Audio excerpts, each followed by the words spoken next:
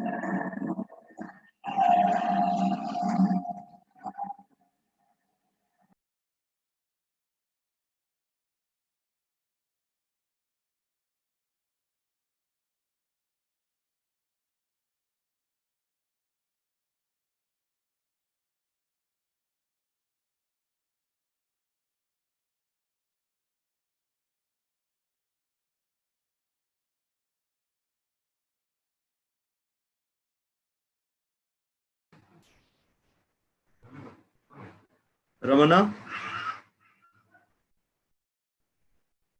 Hello? Yes, Sardarji. Can we get start? Yeah, I can hear you now, Sardarji.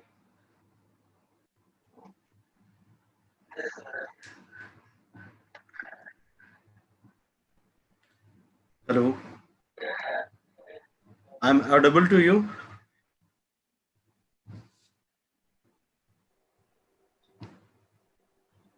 Hello? Yes, Sardar, it is clear. Ramana? Yeah, I can hear you. Am I audible? Okay.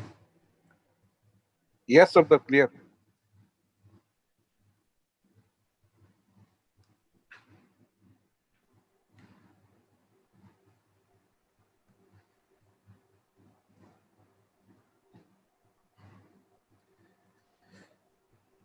Good evening. Assalamu alaikum. On behalf of ASSP Chapter Secretary, I welcome you all for this webinar in a collaboration with Cholamandal Risk Services Private Limited. We will be having a very wonderful session on environment and sustainability management in process industry. As a general protocol, those who are not speaking at the moment should mute their phone. And when the chance is coming, they can unmute upon calling. We have a wonderful audience of 35 plus, and still some more will be joining us to get the benefit. Going back a little of this one, this time is a very challenging time, and most of the time we are trying our level best to come to our members' expectation or exceed that expectation.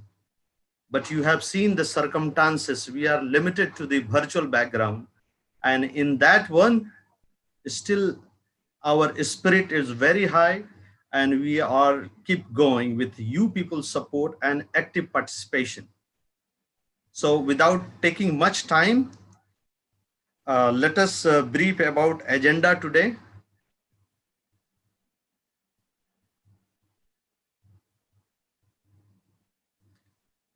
As usual, HSC moment will be there. Welcome address I have already said. Now I will invite later on our president, Mr. Jahid Thakur, and then we will be having a brief of chapter activity, and then HSC event committee, Mr. Mirza Mostaq will be introduced the speaker, and then the speaker will be giving a presentation which will be about 40 minutes or less. And then there will be online quiz, which our moderator, Mr. Ramana, will be running. Kindly pay attention to the all event. The question will be coming through that one, and we will facilitate the winner as well. And then there will be facilitation of a speaker and followed by vote of thanks. Let us start with HSC Mom.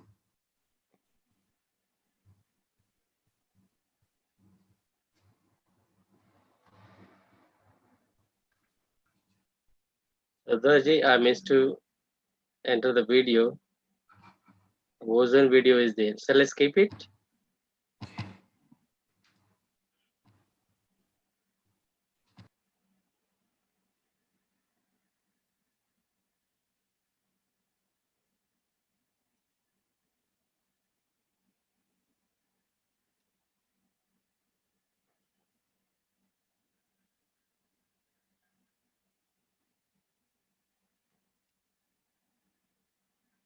Can,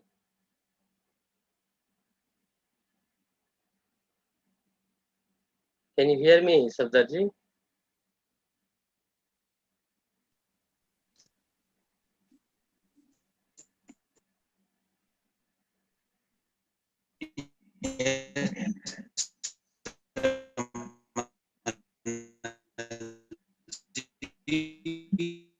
You are very much audible.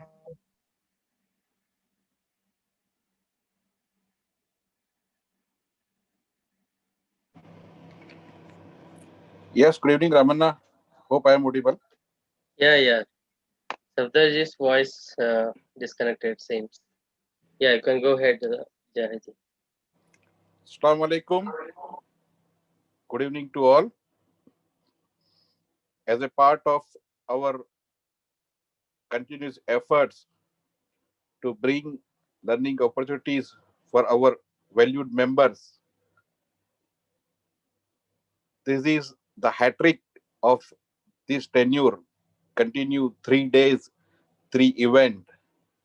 On 16th Ozone Day, 17th PSM Technical Meet, and today in collaboration with Cholamandalam MS Risk Services, wonderful webinar, environmental and sustainability management in process industry.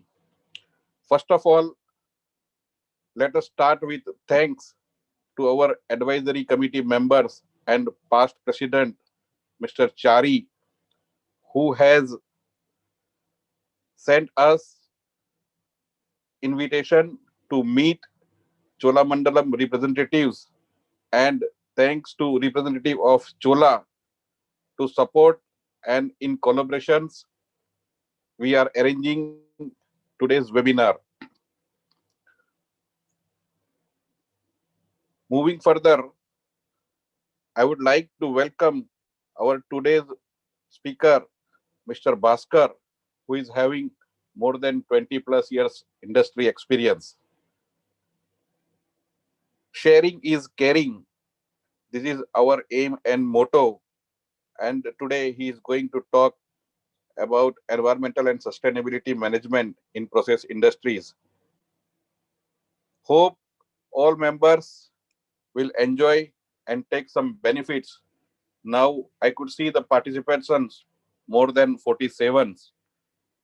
One more thing to inform you all, the participation certificates upon participants in quiz and feedback, immediately we are providing to all the participants.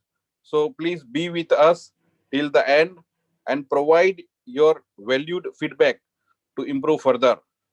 Over to you, Sardar.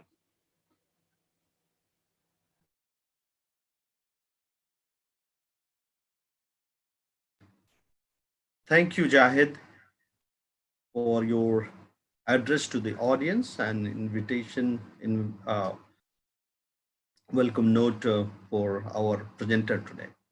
Now, this is the briefing of the chapter activity we have done recently. Those members who are new and first time participating, they can understand how we are doing and what they can benefit from way forward on this. So I have a look on this recent activity. Since we have started this term from July, since we have too many activity, I'm just going through a glimpse of this. Training on hazard identification and risk assessment and risk control. It was held on 8th of July and 90 members were benefited by eminent trainer Mr. Muhammad Riyaz Sharif. As you are aware that every third of Wednesday, we are having a process safety technical meet. And yesterday, we have adjusted the date for some other region. There is a process safety management technical meet. The first meeting held on 15th of July, and 49 members benefited by attending this.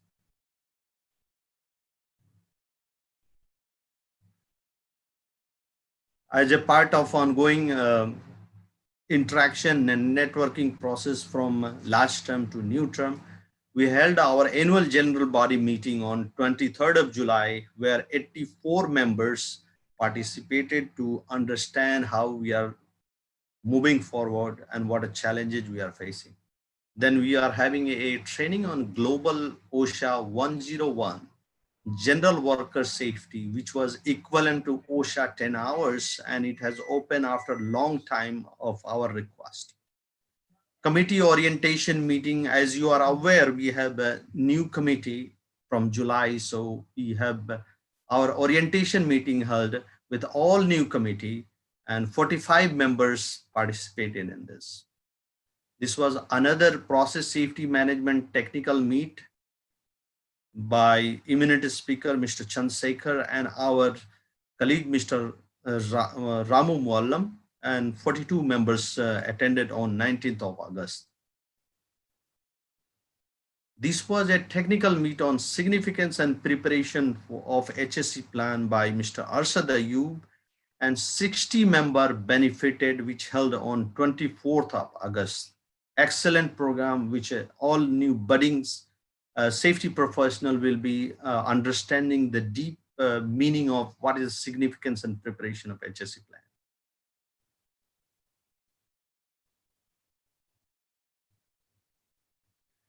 And this was our virtual ceremony for ASSP GCC HSE Excellence Award, which is a promotion of private sector company to recognize their performance in different category, and it held on 10th of September. It was very well response during this trying circumstances. We held this virtual ceremony, and with all your support and the support of private company, the event was really very excellent and it was well received. Now, this message is also going on YouTube Live. Those who are having a connectivity issue on Zoom connectivity, they can go to YouTube also.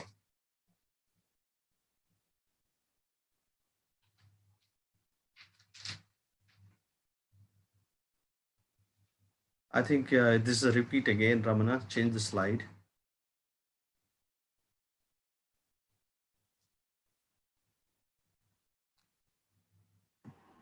Now, this is time to invite HSE Event Committee Head, Mr. Mustaq Mirza, to introduce the speaker of today evening, Mr. Mustaq Mirza.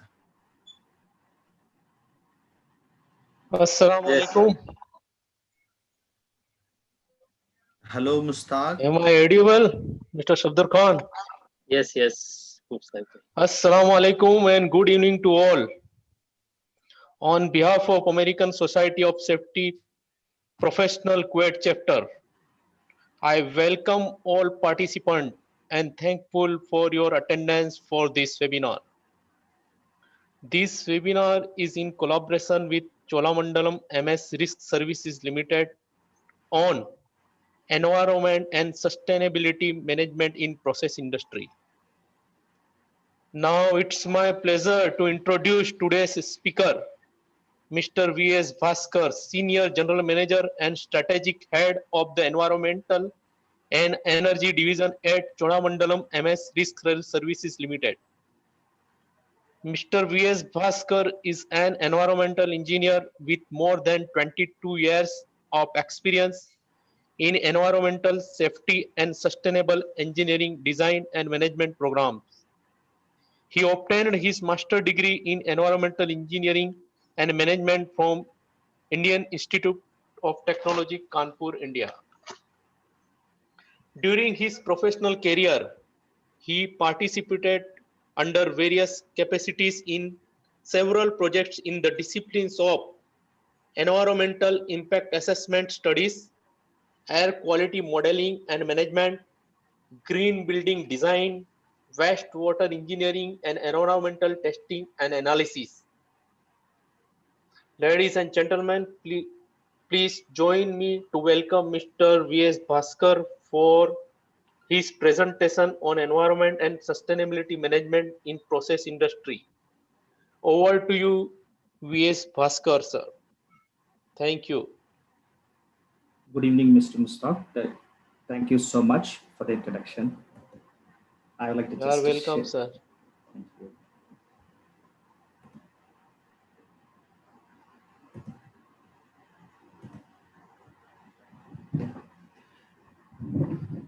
Good evening, members of American Society of Safety Professionals Kuwait chapter, and the president and other members of it. And I'm really, excited to be part of this. And first of all, I would like to thank ASP for giving us these opportunities as a Chola MS Services. Today, along with me, my colleague, Mr. Pratap from the Kuwait operations, he's also will be there with me. And I would like to take the, the session for about, I think the time which has been given for about 50 minutes. So probably I will try to, manage to complete as early as possible within that time frame.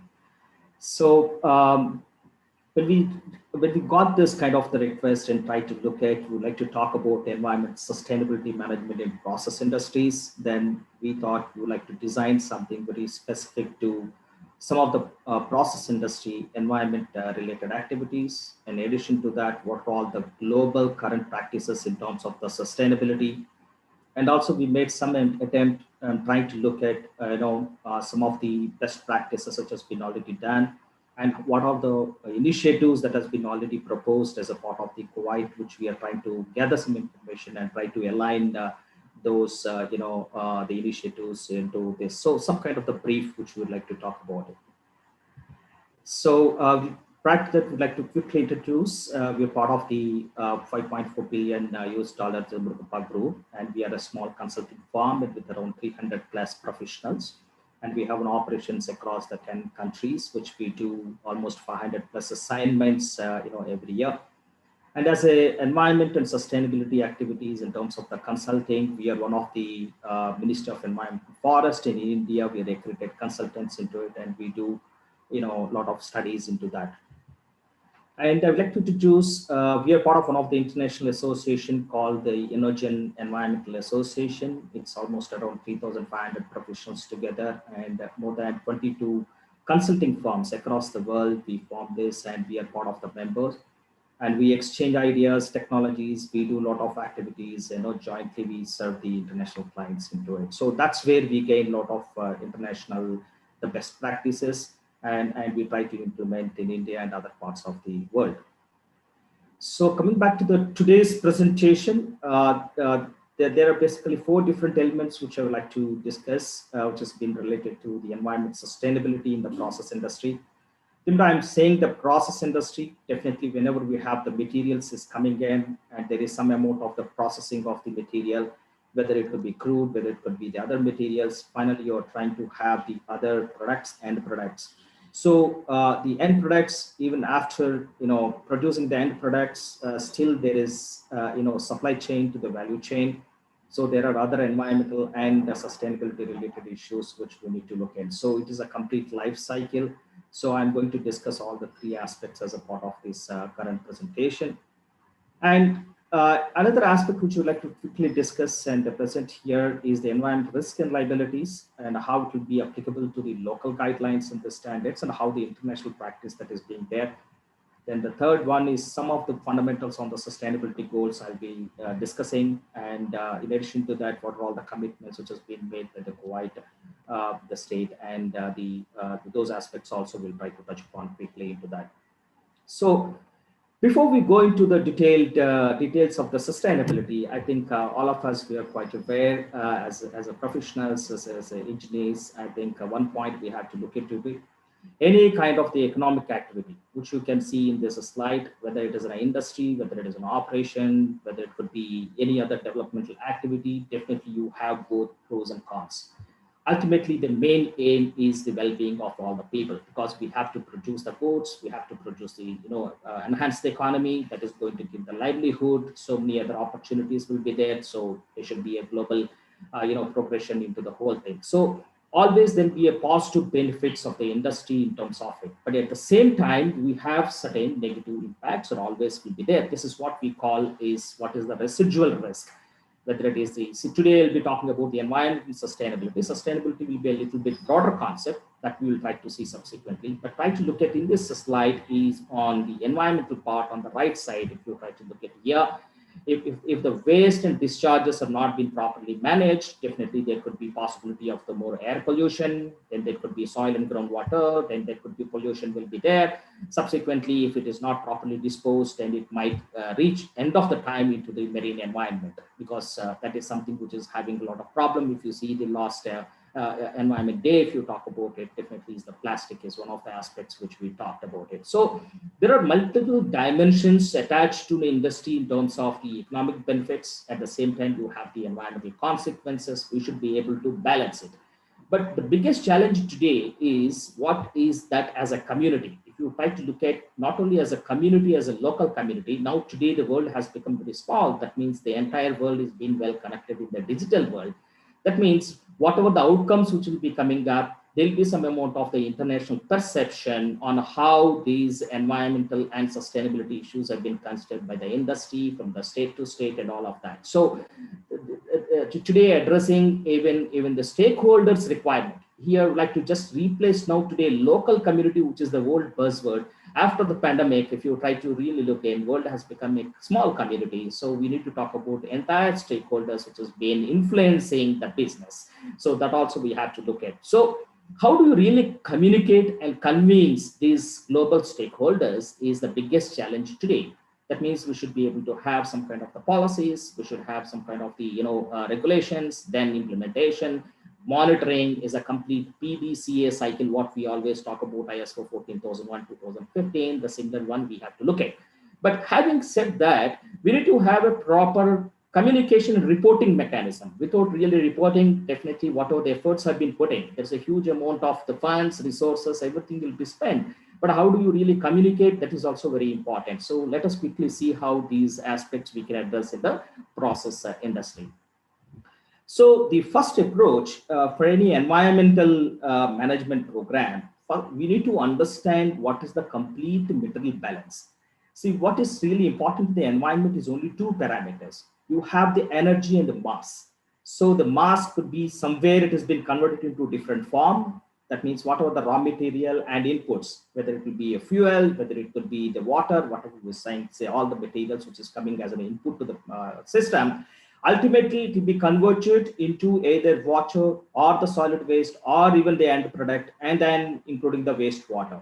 In the wastewater also, it is not just as a water as a H2O, but it has got a lot of constituents itself. So some of them will be transferred into it. So the first step in the sustainable approach, if you want to have a very robust environmental management plan, you should have a clear material balance approach. How much is here PE, I can say, whether it is a point source, whether the emissions have been discharged as a point source, whether it is a fugitive emissions, it is being discharged as a fugitive emissions. Let us assume you have the tank farms or the leaks from any of the activities. So the flare or all that, if you try to look at it, is the fugitive emissions that all will have.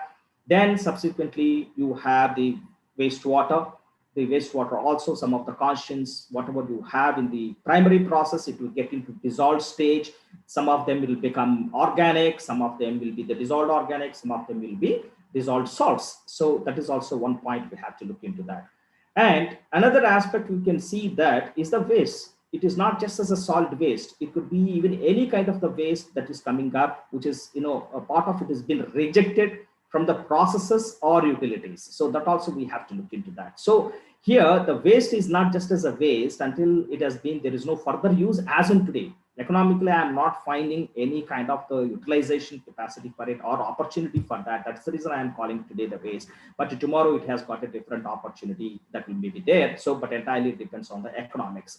So here, when I'm saying the environmental consequences is your emissions, the discharges or the waste, and coming back to the fuel, which is the natural resource, and the water is another natural resource. All of this all together as a concoction, if you try to look at, is a common environmental input that is coming for the entire operation. So we need to have this understanding. Then the next step here is we have to quantify that. Okay, how much is the emissions that will be coming up? The quantification is not in terms of the concentration. Concentration effect will not be there always. We have to look at it as a mass load. How much kg per day of SO2 is coming? How much kg per day of the CO2 that is being discharged? How much kg per day of the chemical oxygen demand or the biological oxygen demand that is being discharged into that? How much the TDS, total dissolved solids as a total from the wastewater that is being disposed? How much is the solid waste that is being disposed as a kg per day or a tons per day? So that is the first step we have to do. Inventarization of the environmental components itself is a very, very important aspect. The second thing what we have to look at is the benchmarking. What is meant by benchmarking? Whatever the emission that is being discharged, I have to take that as a specific emission rate, whether the total CO2 emission rate per ton of the crude that is being processed or the total waste that is being generated per ton of the raw material. It is not the product. If I am taking X tons of the raw material and the amount of the sludge or the waste and everything that is coming up, it will be, let us say, 5% of it or 6% of it. That is called the material efficiency factor, which we will see in the subsequent slide into it. So the first one is the absolute quantities, and the second one is the benchmark in terms of the specific quantities. So then you will have the better opportunity where we can reduce it, or whether we have to go back to the processes and try to look at the best management practices, and then or alternative technologies, or sometimes is the innovation of the whole thing. So those issues we have to take it up. So this is the first step. But what we are going to discuss today is not just as a regulation, because we have the well laid down regulations in all countries, like in India, Kuwait, and everywhere, US and everything. But what is more important is, are we really capturing what is the residual risk? Let's say I'm meeting the emission standard. Let us assume if you have the FCCU as SO2 emission standard, if you really talk about say 300 to 315 mg per annum cube, that is an emission standard. And the SO2, if you can say, I think it's around 9.8 kg per ton. That's what I can see as a part of your CAPA standards for the refineries into it. So the numbers might vary from the country to country, depending upon the local requirements and the local risks that is being there.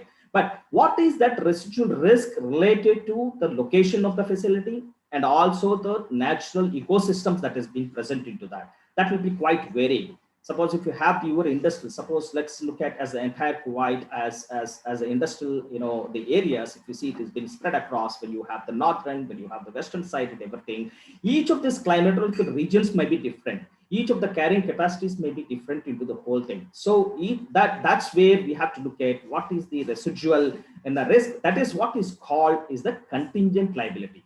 What is meant by contingent liability? This liability is not being virtually assessed in a normal process, because as long as you are running the plant, you're operating the plant, that is all perfect. But if there is any kind of the emergency has come, or the emissions or discharges have been exceeded somewhere, if there are some kind of the fines, if there are some kind of the lawsuits, and where the stakeholders are going to complain on the order management and everything. So that's where the contingent liabilities are normally being addressed as a part of the financial books as audited this thing. So this is one thing which we have to always look in. Let us assume there is what we call groundwater pollution. There is a soil and groundwater pollution because of the various reasons. I'm not going to discuss much into that, but what is the level of liability that is being present? It is not just as a fine. Fines are different from the liability. That means I have to first remediate it. I have to bring it back to the restore to the normal position. And then I have to again bring the overall system into a common process. So it requires huge amount of remediation process and everything. So that is the liability we have to consider. So internationally, if you try to look at These aspects are not normally being considered as a part of the balance sheet of the organization. That's where we have to look at. So in this slide, that's what I just mentioned.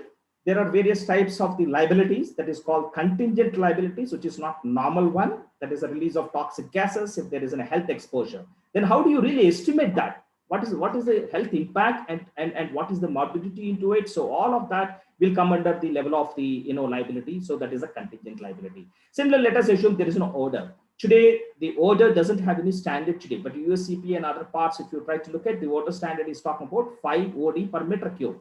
Let us say H2S, the lowest odor concentration for the H2S, that means 50% of the people, they will be able to identify the odor nuisance if it is less than 7 micrograms per meter cube. So some of the VOCs has got a very, very low level. Let's say mercaptan, if you try to look at mercaptan, it is only 0.01 to 0.02 micrograms per meter cube. Even ambient concentrations, it is going to give the odor. But that odor itself is going to give a bigger nuisance for the people. So how do you really address it? Whether there is any kind of the formula for that, that is also one aspect we have to look at. Already I talked about soil and groundwater contamination. So if the groundwater resources are precious for the particular area, let us look at the oil spills and how really you are going to address that. What is the liability as per the international practice? You try to look at almost a maximum of around $130 million. Even that could go as high as that kind of, the remediation cost that may be possible. So these are all the contingent liabilities of any industry. We have to look at it, operation.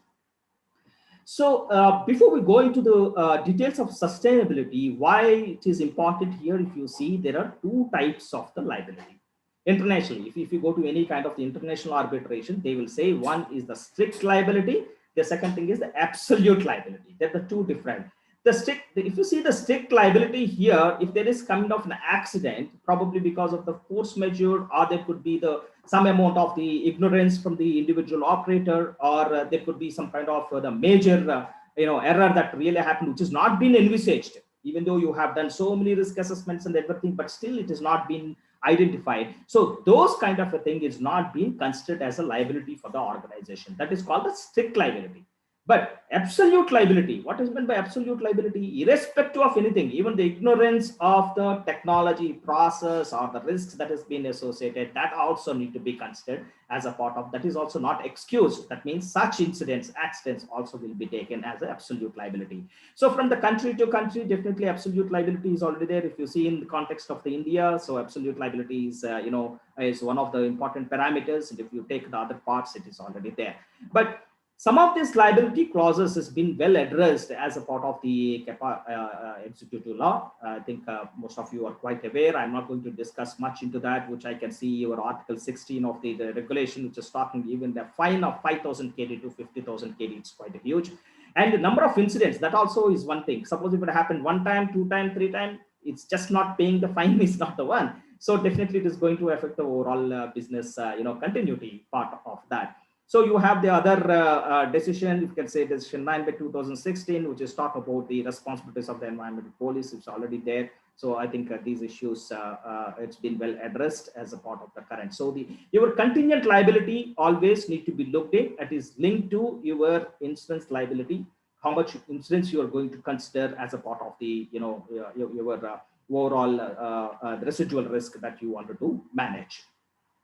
So what is important now today is, it is not just meeting the standard. Is it sufficient just to control or to manage the contingent liability? That's the question. So definitely it is not. So there is a residual risk. You need to estimate that environmental or whatever the risk which is there, the business continuity risk. So you have to come back with some amount of the mitigation plan and what kind of the budget that will be required. How do you overcome it? Is it a short term? It's a long term. That's what we have to look at. So it is much beyond the regulation and the law. First, meeting the law. Yes, it's important. That means you have to bring it down the rest to a certain level. And then subsequently, you're going to have an additional one. That's what we have. So this is where it comes as a balancing act. What is the balancing act? Always we have to look at what are the benefits from the project. You have lots of economic benefits to be there into that. Under sustainability goals, you will be seeing there are 17 sustainability goals. There are 4 different goals which has been related to the economy. That means the people, living standard, the poverty. There are so many factors. So it is essential. So always in the Stockholm, if you see 1972, they mentioned one of the biggest pollution in the world is the poverty. So definitely we have to address those aspects. Then coming back to, of course, the environment without having any disturbance to the day-to-day and the short-term and the long-term activities into that. So we have to see what are the benefits and what are the the pros and cons, and accordingly how do we really nullify. As I just mentioned, just implementing is not sufficient, but ultimately what is the opinion of the stakeholders? Is that acceptable to the stakeholders? Is that risk, whatever the risk that is hidden, it is being there. So one best example, if you see the act of the ESIA, today you have the environment social impact assessment. So one of that, I think I've just seen as a category A project in your case. Also, you have to do a public hearing. Why public hearing is definitely required as a part of this? Because you have to take the overall approach from all the stakeholders. Stakeholders is not just as an investor, even the people from me or the representatives may be there into it. And sometimes there is an international obligations also will be there into it. So all of that you have to consider and start fulfilling it. And then you have to report it. That is also very important because the stakeholders should know what we are doing it and effectiveness of that. So now let's quickly go into the sustainability goals. This is the UN sustainability goals. Even the state of Kuwait has already endorsed it. They said they are also party to this. There is a report in 2019. The direction and then the initial plan has been already published. So if you try to look at these 17 different goals, have got different objectives. So no poverty, no hunger, good health, quality education, all this fine, but ultimately, how do you really correlate this to as a part of your business continuity? That is more important. Which one I have to bring in under which umbrella, and how do I really prioritize it? And what kind of the major activities I have to take for the next 2 years as a short term or the 10 years as a long term, because we have all goal as by 2013 we have to achieve the best SDG goals. So there is a monitoring cell. So let's try to look at, because discussing all these 17 in this short webinar will be difficult, but I'm trying to take 3 of the major SDG goals that are relevant for the process industry. The first one is the good health and well-being. That means we have to maintain as an industry both emissions, discharges, and then coming back to the solid waste and hazardous waste, everything we have to manage. So that is mainly to meet the goal of the good health. So that is number one. And the second one we have to look at is the climate action. Already most of the countries, including the Kuwait, also has given the climate action as kind of one of the priorities as a part of that. So that is the industry is also responsible. And the third one, I feel it is more important we have to discuss is the sustainable, the responsible production and consumption. This is also one important parameter we have to look at it. That's a 12 and 13 are more important for us. So today we'll discuss these 3. That is a sustainability goal SDG 3. Then we'll be talking about 12. Then we'll be talking about the SDG goal 13, how it can be integrated as a part of that. So as we can try to look at here, the first thing is there are 6 sustainability goals. They are related to the human capital. The human capital, it comes to the policies, and those policies will be drawn down to the individual corporates. From the corporates, you have the individual action plans, and then it will be embedded into that. So that is a macro level that need to be looked into that. Then the physical capital, that is focus on the market growth. This is also a strategic planning at a state level. That's what people try to look at, but each industry also has to contribute accordingly based on the laws and the regulations into that. But most important thing is the natural capital. That is a direct responsibility of even the individual industry in operation, even the process industry or even the operations, including the large colony, which is going to have, let us say, 3,000 people or 5,000 people. They're also having some kind of the impact in terms of the energy consumption, in terms of the sewage generation that is coming up, or the materials that we use, that is solid waste and everything that is coming up, electronic waste that will be coming up. So the natural capital is something which today we'll be discussing. Out of that, as I just mentioned, we'll focus on 12 and 13, but good health is something related to the environmental quality. So that also we will try to discuss into that. Social capital, we are not going to discuss much in this webinar because it's altogether as a different concept. So lack of time, I may not be able to do. So the first one, as I just mentioned here, is the good health and well-being. We'll be discussing into that. So if you see here, the voluntary national reporting system, that is 2019 as a new Kuwait, and all of us, I think you have already gone through this. It has been well said. Is sustainable living environment is one of the primary goals. This is also has been well spelled into the kind of a thing. What it clearly says aims at ensuring the availability of living accommodation through environmentally sound resources. This is really wonderfully is being looked at. So environmentally sound resources and practices. That means either it could be pollution control, or it could be material reuse, or the solid waste management. So anything that is going to have both in terms of the risk efficiency and also the protecting the health of the people and the living and abiotic and biotic both into that. It is really wonderfully has been said into this policy. So as far as the process industry is concerned, the first one we are talking about SDG 3. In the SDG 3, what we'll try to look at here is there are 3 different elements. In this, we can see here. Any fuel and power, that is one of the raw materials which is coming into that, inputs which is coming. Then you have the water, that's the second one, and raw materials is the third one which we have. So now we would like to look at as the overall efficiency of the system, environmental performance efficiency of the system. That means you have emissions. Once emissions are there, both in terms of the concentration and emission rate. I am not just interested only in concentration. Concentration is only for a regulatory purpose for meeting. But as far as the sustainability is concerned, depending upon my area, carrying capacity, assimilative capacity, definitely I need to look at how much amount of the tonnage of the total pollution that is coming up. That means how many kgs of SO2, how many kgs of the NOx that is being coming up. This is called the bubble. Each of the environmental system as airshed, or whether you talk about the the regional system as a climatological system, it will have certain carrying capacity. We have to look into that. So just meeting probably sometime emission norms may not be sufficient. We have to go into the bubble concept into that. Similarly, the wastewater. Okay, the wastewater is being treated. We have the norms. Based on norms, you are going to treat, but as the quantity of the discharge is increasing, the concentration remains the same. That means when I have here, I think one of the standards, you have the TDS for the discharge into the sewers. I think it's around 1500 ppm. And you have the COD is very stringent standard. That's what I can see is a 200 ppm. So the concentration wise, it's the same. But if the volume is increased by 5 times and 6 times, the amount of the pollution load that may be into the sewers, and finally it may be getting into the land for irrigation, or it could be the marine environment, definitely the amount of the pollution load may be increasing. So that from time to time, that's what they try to look into that. Similarly, in the soil and groundwater. So meeting the norms is one, and meeting regional emission budgets, this is at a state level. It is not for the industry. The state has to come and say, okay, I'm going to allow so much amount of the emissions and budget into that. Another important thing is the energy efficiency and reducing the fuel consumption. This is also one of the important parameters, because the emissions will be reduced, GHG emissions will be reduced, all of that will be happen. And one more important parameter we have to look at is, because it's related to the health. See, SDG 3 is talking about the health. That means we need to start looking at the smog, in the sense whether there is any generation of the ozone. If the ozone concentration in the ambient is increasing, because it is it's a photochemical reaction between VOC and the NOx, and that is going to create a secondary pollutant. That is what we have, the ozone. So we should keep looking whether we have any standards for the VOC and NOx. This is also one point we have to look into that. Then coming back to the other thing, when I'm saying the solid waste and soil and groundwater, or even the marine environment, ultimately I have to look at what kind of the toxicity which is being there. So now today the buzzword is the zero ecotoxicity to the marine environment. This is one of the biggest thing which we are talking about. It is not concentration. Whether it is by chromium of 5 ppm or nickel as a 1 ppm in the wastewater, it doesn't matter. But ultimately, as a whole, as an effluent, as a treated water, once it is getting into the environment, through the land, to the soil and the marine environment, whether is it a ecotoxic? That's what we have to look at.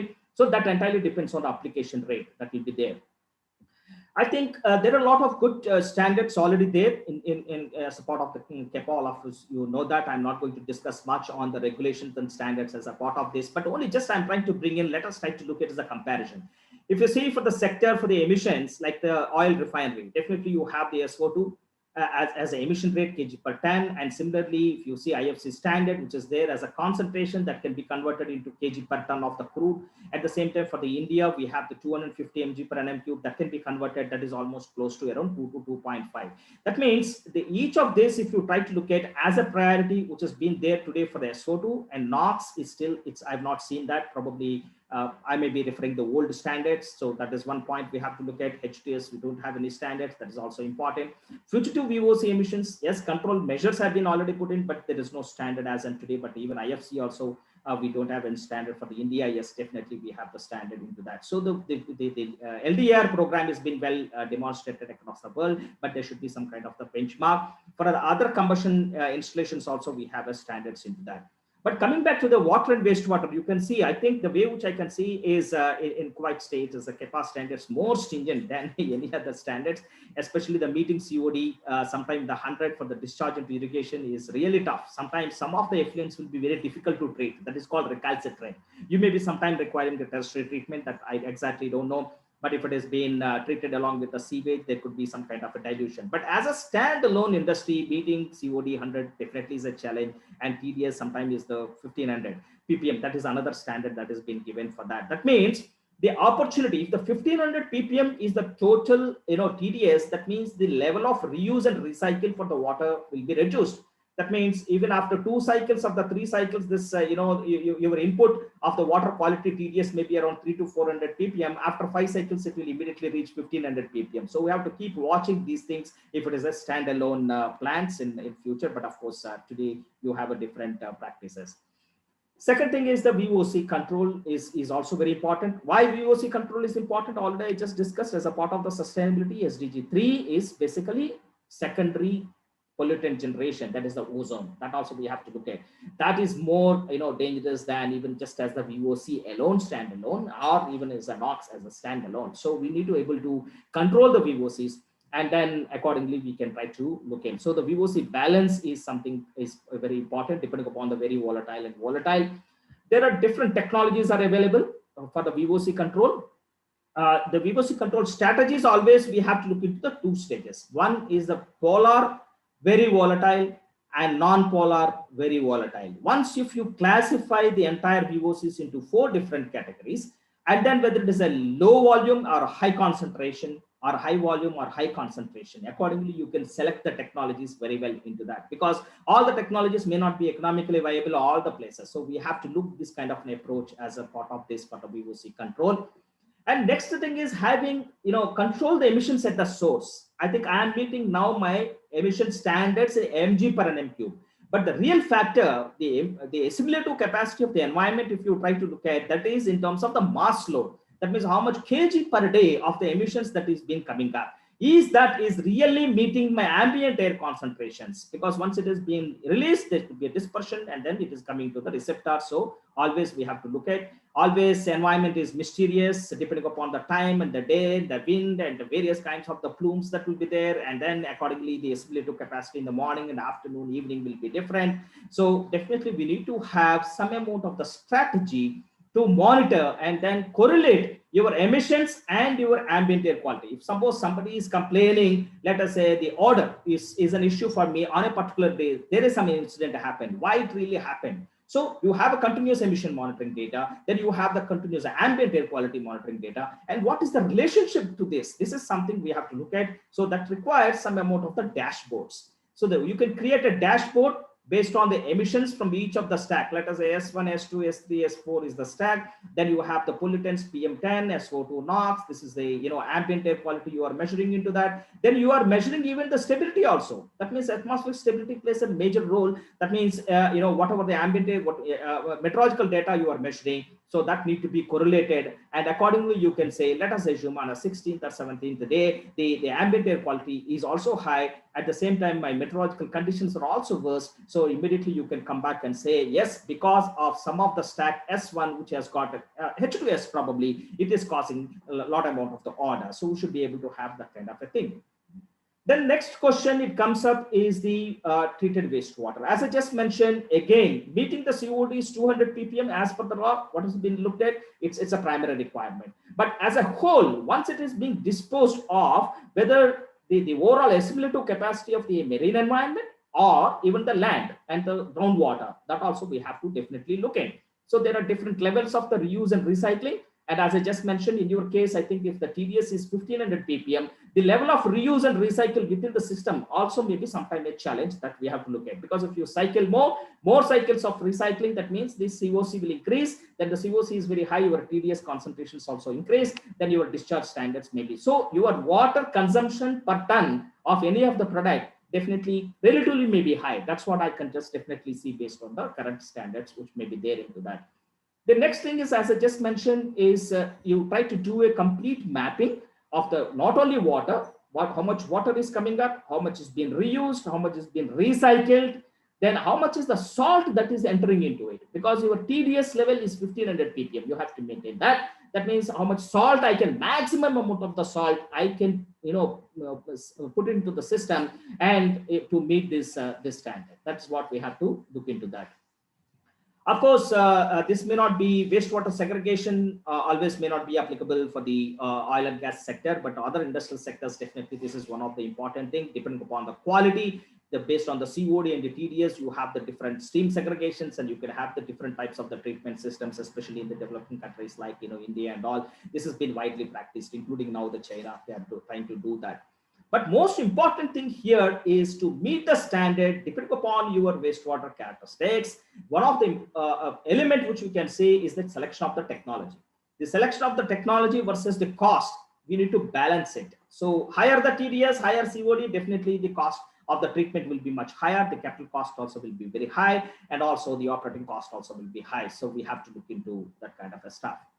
So having said, as SDG 3, that means the protecting the health is the primary goal. Already we discussed both in terms of the air, water, including the soil, coming back to solid waste and hazardous waste, all that we are managing it properly, not at just as an industry, even I'm trying to look at. So now coming back to the climate action, this is also one of the priority aspects which has been mentioned as a part of the 2019 report. If you try to look at it, it is an urgent requirement. It's been mentioned to that.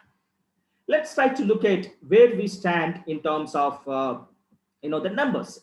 If you see here the GHG emissions, definitely as one point we have to look at emissions per ton of per capita. That is one indication most of the people they try to look at. But now the current scenario, what they say is per trillion GDP, dollars of the GDP. That's what you can see here in the right side. That means to achieve your maximum GDP, whatever is being coming as an output, how much fuel, how much of the energy that I'm using it, is it really I'm efficient, whether there is any scope and opportunity. If you see in the India, the GHG emissions per trillion of the GDP is very, very high. That means the overall efficiency probably can be further improved. There's a scope that may be possible into that. So let's try to look at as emission inventory part. If you can see, as 1,000 megawatt as a gas-based thermal power plant can generate almost 0.5 million tons of the CO2 per year as a refinery also. So now we have well established the emission factors and the methodologies. I'm not going to discuss much into that. So let's try to look at as to meet the SDG goal 13, and already we have as a part of the state, there are certain policies have been well looked in, and we have certain standards also been there into that, especially for the building energy code. I think I really like that when I started looking into that. There's a lot of refinement which has been done, and it is going to really help to reduce the specific energy consumption for the building, and subsequently the offsetting the energy CO2 emissions. Another aspect which has been taken up is the global glass flaring reduction. This is a program, and I think the Kuwait state is also part of the members, so they're also talking about it. And Kuwait Green Building Council is already there into it, so this is also another aspect. I think the next important thing is, one is mitigating, but the second thing is the offsetting is also very important. The greenhouse gas offsetting, I think the one aspect all of us definitely we need to acknowledge, if you try to see, is the Kuwait is definitely, there's a abundant, the potential for the solar energy, and already there is a good steps has been already done into that. So the water heating and those aspects definitely can be looked into as a part of this. Next thing is the GHG emission reporting. Each country has already presented to that, and they started reporting into it, including the Kuwait, as I just mentioned in the previous slide, which is being there into it. Before we go into, let's say, in detail on GHG emission reporting process, here there will be three types: scope 1, scope 2, and scope 3. The scope 1 is the direct emissions which has been coming from my facility. It could be the heaters where the fuel oil may be burned, or there could be biomass sometime in some parts of this thing, and there could be a gas that has been burned, or there is an off gases that has been burned. That's all within my facility itself. Scope 2 is I'm not generating, but I'm buying the power from offset. So I need to consider how much power I purchase, and from the utility company, both in terms of the water, that means the desalination water, and also even for my electricity. So both together we have to look at, that is going to be part of my scope 2. The scope 3 is not just as in processes or the utility operations. We have to look at upstream and downstream. That means you have your value chain and the supply chain. Both we have to look at it. So now recently, if you see in the 2019, as a part of the protocols, they issued the new guidelines, that is for the product life cycle also they introduced. So far you have scope 3. What is scope 3? As I just mentioned, your upstream and the downstream. Here you can see the upstream, we have the material acquisition, pre-processing, exploration, transportation, all that related emissions which you are going to talk about it. And the same thing, if you see the downstream also same thing, distribution, use, and the end of the life. But normally earlier end of the life is not been looked at, but now 2019 protocols, even the end of the life of the product, how it is, how much amount of that emissions that will be coming up. So this is going to come now as a complete product life cycle GHG emissions. Accordingly, you can have the strategies to mitigate and risk. So the step here, if you try to look at here, is the strategies will be threefold. The first one is the policies to avoid it. That should be the much important thing. That means don't generate as far as possible the best energy conservation measures, alternative methods. Why don't we reduce, even not reduce, even to avoid it at the source itself into that. But often that takes some amount of technological changes and some amount of the research and maturity of that industry itself. This is also important because everything is related to the economics part of that. That is one. And second thing is the technology to reduce it. That's where you have a lot of regulations in terms of the Energy Conservation Act and all of that will be CO2 reduction. The last one, okay, 1 and 2, I'm able to do only 10% or 5%. Let us assume that depends on the type of industry we are talking about it. But at least I can offset it. I can make some effort towards the whole thing. That's what people are looking at. That means your, the solar energy and the wind energy offsetting, all of that they're trying to look at. But most important parameter here is you should be able to measure it. If you have to measure, there should be some kind of benchmark. So this is what we can say that some of the certifications will definitely help to go through the process after inventory. Then, you have recognition and say where you really stand into those certification processes for the, where there are various types of certifications, which I'm not going to discuss in detail now. Later, if there is anybody who can discuss one-to-one. So, as again, coming back to the new Kuwait as kind of the 2019 voluntary reporting process, and definitely there's a climate action has been taken, one of the major points. There are totally around 8 different goals have been already set. It's really good. And if you see the gas, removal of the gas emitted from the MENA, so like that, there are different programs have been already considered, including some parts of even the renewable. Renewable also has been considered as a part of one of the sustainability goals for that, so industry can align to that. My last topic now today, I'd like to discuss probably under 10 minutes is in terms of the responsible consumption. This is one of the most important things. That means the overall environmental efficiency of an organization. It all talks about the responsible consumption and production. That's where we have to look at. So how we can really take this up? So the first thing, what we can say is your water as a consumption as a total, but you have to look at it as a specific consumption meter cube per ton, how much it will be there. So you can start benchmarking. Suppose if it is a cooling requirement, you can do a cooling requirement as a benchmark depending upon your local climatic condition, your metallurgy and all of that you can try to look at. Then especially for the carbon footprint, there also you can try to do the benchmark, into that. And then you can have to start, aiming, as I just mentioned, 3 steps as an avoid, reduce. Then we are talking about even offsetting. Probably offsetting sometimes might work much easier, better way than just, avoiding it much difficult if you try to see into that. But if you see the other processes, even though green chemistry may not be applicable for all industries, one aspect we have to look at is the process mass intensity. This is a very best indicator. That means if you say X product or the raw material is coming in, then you have around Y product. So what is that Y minus X? X minus Y by X, that is something which is going to give is my process mass intensity. Like that, there are different factors. There is an environmental impact factor. That means how much is the COD, how much is the TDS, and how efficiently, the emissions and the discharges have been reduced into the environment. So each of those factors can be considered while it is being looked into the process improvement into it. So here I'd like to introduce two parameters. I think all of you are aware. One is the P2P, that is pollution prevention, pollution to the prevention. So that's the first step we have to look at. Then design for environment, even the complete life cycle approach of starting from even raw material research to almost up to the end of this thing. So you have to look at the design for environment and P2P concepts into that. And to some extent, which I can see, definitely your decision 6/17, the management of hazardous medical municipal waste, it is also one important. That means you start counting it, you start monitoring it, how much is really coming up, so then you can estimate your process mass intensity and how efficiently it is being done. So anything, if you can say the discharge, whether it is a waste per ton of the product, that is going to give you a better indication to give a benchmark across areas. Again, I'd like to just come back. It is not just implementation. You need to have some kind of the benchmarks, and then you should be able to report it. So there are today very good, systems are already available. If you say zero waste to landfill certification, we have the verified CO2 neutral. That means how much CO2 I am generating, how much I am really offsetting it. So all of this definitely we can try to look into the areas.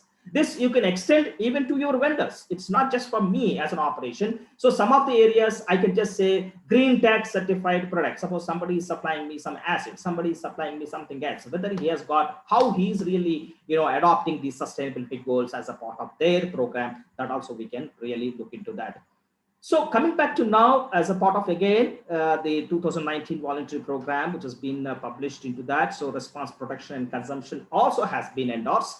There are a lot of, because the state has been already party to many of the conventions, the Basel Convention, Rotterdam Convention, all these conventions, definitely they are working on it. But one thing really good, which is really happening, is the laws and policies aiming at reducing the persistent POPs. This is really good. That's, I think it's really a long program, and that has been already committed. So that's going to drive a lot towards the material efficiency, selection, then reducing the health impacts, all of that, it will be possible into that. Then, of course, the social components, which is not part of this program, but this, quickly I'd like to just discuss, and you have even the social components have been well addressed as a part of the sustainability program. You have the decision 5/2017, the safety of the workers and everything that has been well addressed. And there are benchmarks. Today, ISO 26000 is the best benchmark for the the social accountability and the sustainability part. That will be a responsibility part is already there.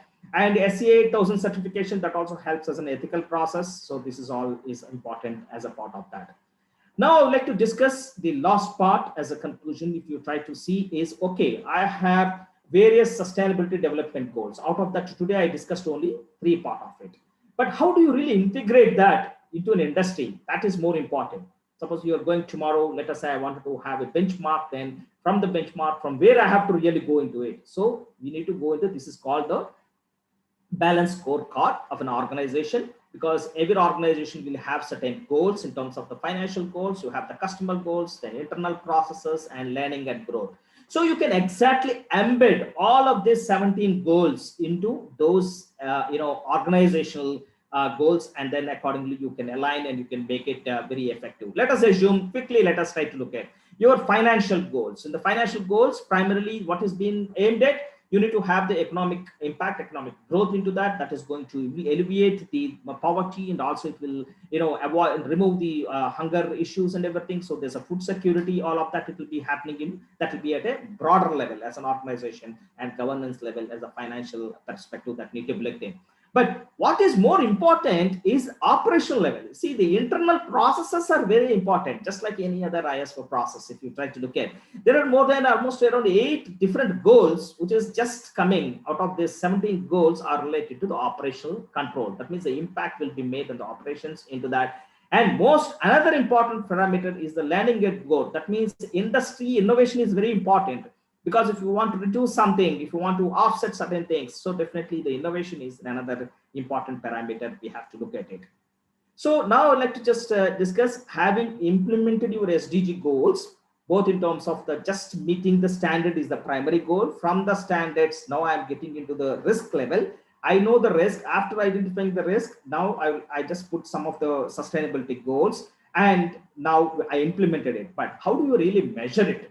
So today you have environment, social governance rating. There are best rating systems are available in the market. It will be, if you take as a C, will be a little bit poor. But if you see A plus, that means if the organization is being rated as A plus, that means it's the best ESG rating performing company. Then in all aspects, whether it is an environment, whether it's a social, whether it is a governance, everything will be perfectly being aligned into that. So the direction, what it really happens into that is just as doing as a business, that's what we call is the normal investment to a ESG aligned investment. That is called the stewardship, as a sustainability stewardship. In the first case, I'm trying to just probably just meet only the norms. But if you try to look at as I move forward from one step to second step, that the last step is the ESG investments is the responsible investment, I would like to call, is you have the better responsibility, not only for the state and even for the world as such as a community, which together into that. So these standards, these kind of ratings will be very useful for the attracting the investments. That's one thing.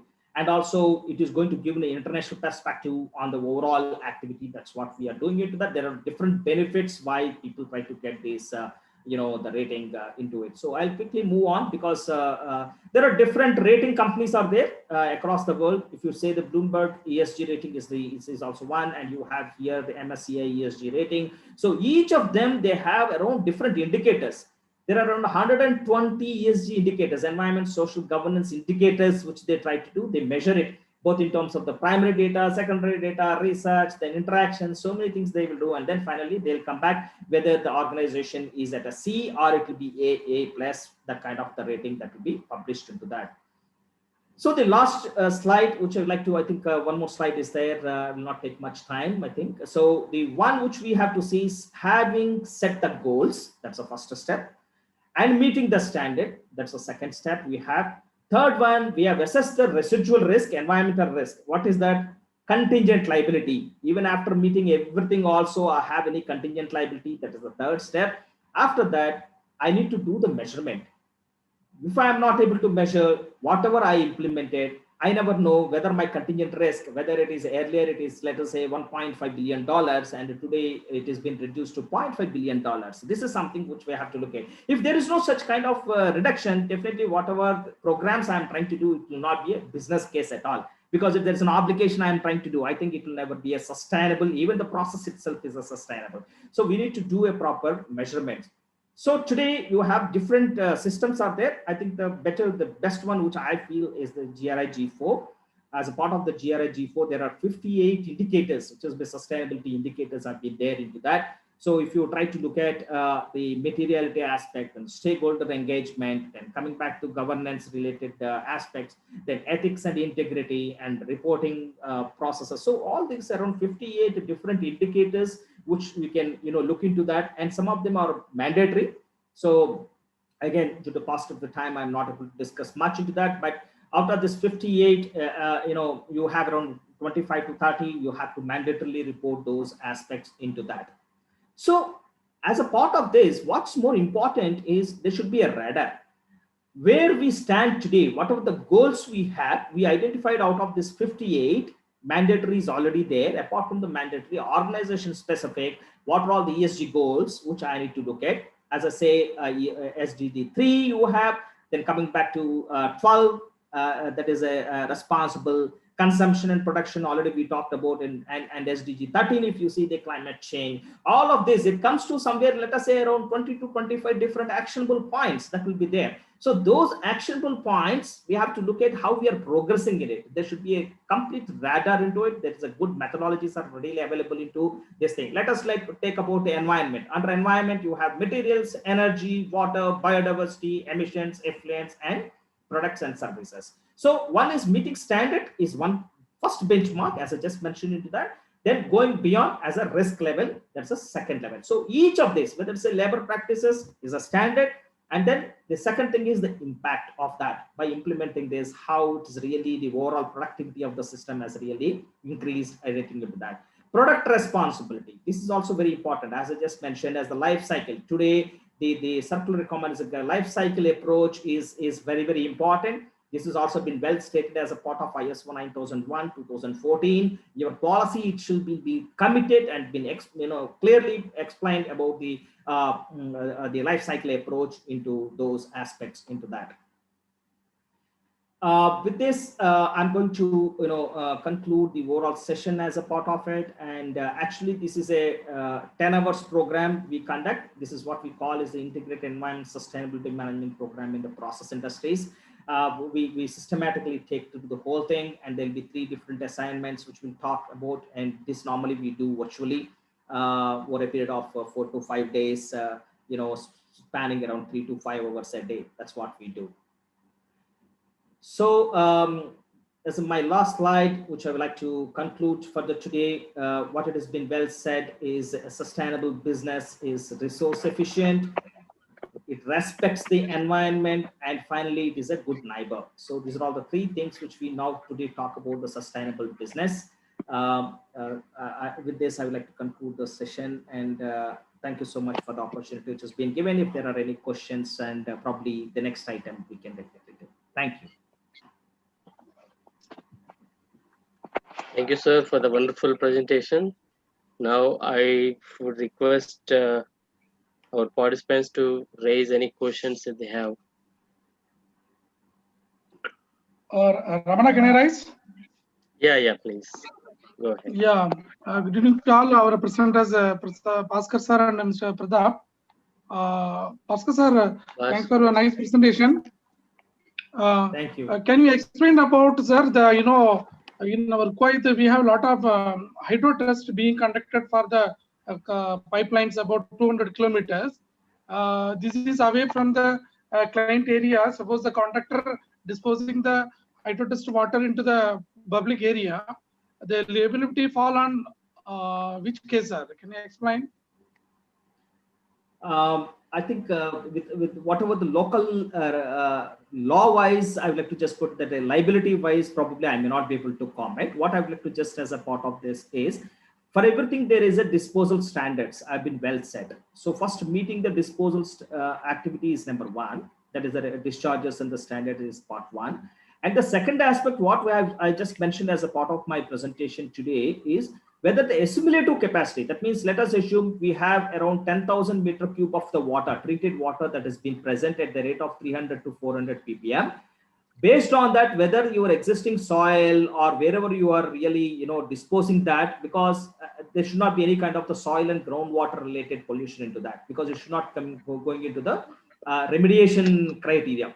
What I found in many of the cases is the Dutch remediation standards have been well adopted. If it is going to come into that particular level, so that is another liability. So I think Pratap, if you have any points into that, what exactly the local liability, probably you can share, Mr. Pratap. Yes, sir. Actually, nowadays, KIPA is asking all the contractors and companies to use potable water for hydro testing. They are not allowing brackish water to use. Apart from that, earlier they allowed to use temporary disposal pit to dispose the water there at site itself. Now they banned that also. So the clearly instructing all contractors to use potable water. So almost this after the water after hydro testing, it's meeting KIPA standards. So there is no harm, sir, in that. Yes, Pradap, this is one of the requirement we know, but same case, suppose more than 48 inch, more than 48 hours, some conductor, we have to keep the hydro test water inside the pipeline. That case, it's taking more than 1 week.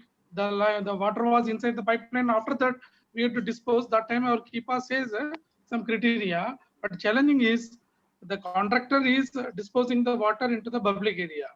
That time, which liability will fall? The client will be affected or the contractor will be affected? That's why I was asking.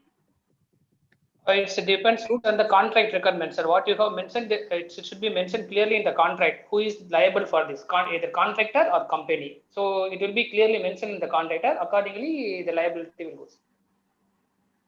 When they define the contract terms, there itself they are clearly mentioning the whole liability to whom. Okay, Pradap, thank you. Mr. Mukanan, I would like to just put some international perspective to this. Exactly the Kuwait, I'm not much aware, but I would like to just put that is, Any kind of the contingent liability, it will be on the primary owner or contractor. Let us assume who has been directly taken the job as a direct contract with the direct operations, he will be responsible. Whether it is a first level subcontractor or second level subcontractor is not responsible. That is the international law, arbitration. Okay, sir. Thank you. Thank you.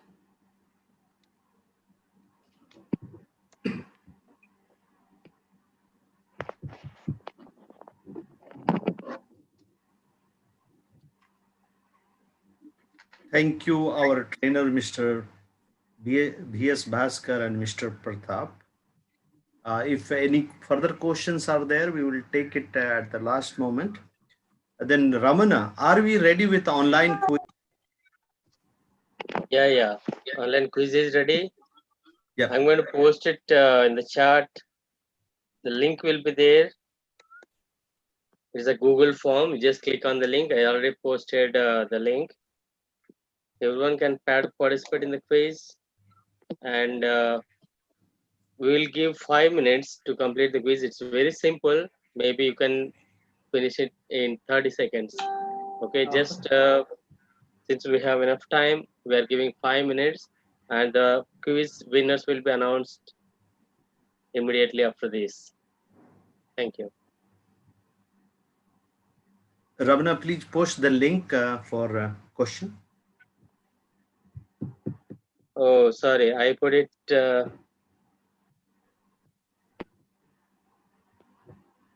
Please keep on chat box. Yeah. I put it there only, but it went to individual. Yes. Individual. I just missed it. Thank you for that. Dear participants, kindly visit our group chat for the link.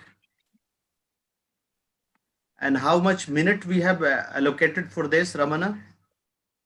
5 minutes we can. We have enough time. I Okay. think. Okay. All participants are having 5 minutes to wrap up this, and we will find out who are the winners in this.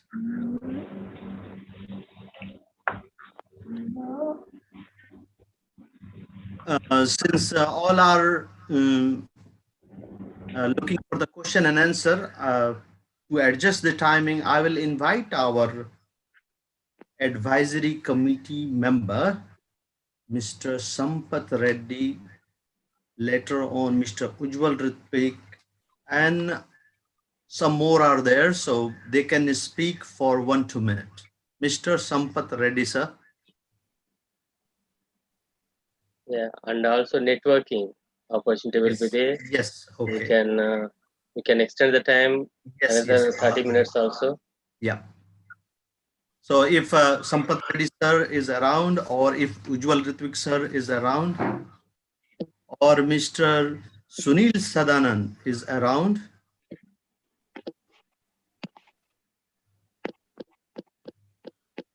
Hello, Ujjwal Ritvik sir.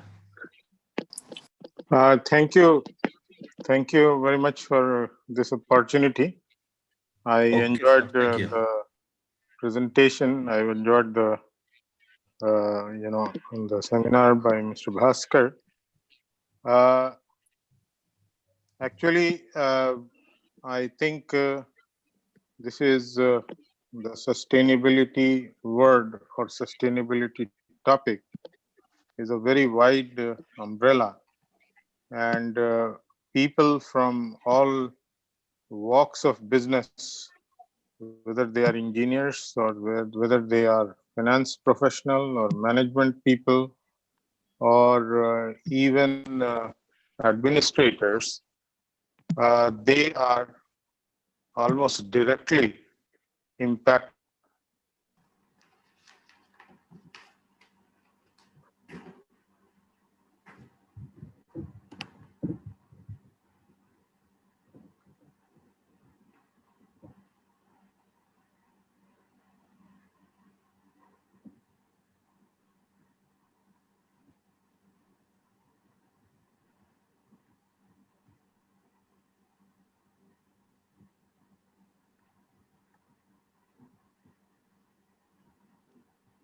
Hello, Ramana. Yes. We lost connection to Ujjwal, sir. Yeah, I hope so. Okay, meanwhile, Ujjwal sir is trying to reconnect. Can we have Mr. Sampath Reddy, sir, or Mr. Sunil Sadanand?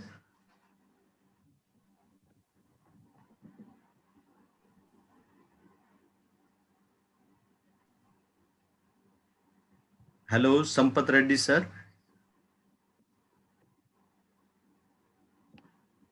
Okay, we will wait that connectivity to Yes, get it. yes. How many minutes over now? You posted the link. 2 more minutes you can. Okay, 2 more minutes.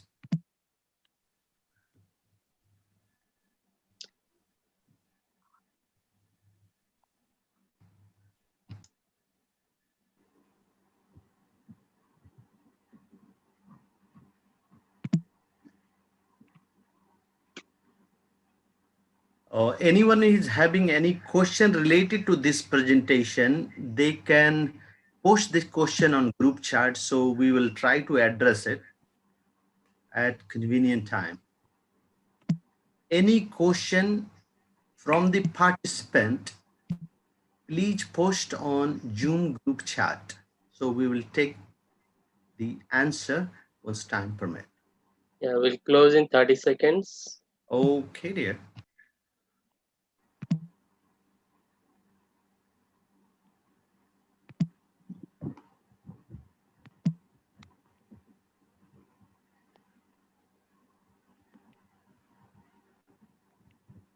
Ramana? Yeah. There was a question from Dinesh Pal to the presenter. Hello. Just a minute. Hello, Mr. V.S. Bhaskar, sir. Yeah. Mr. Sapta. There is a question from one of the participants. What are 3 environmental factors considered in sustainability? I will repeat the question.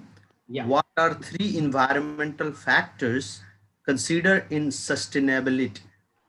Good. This is a very wonderful one. And if you try to look at one of the climate change today is one of the biggest challenges.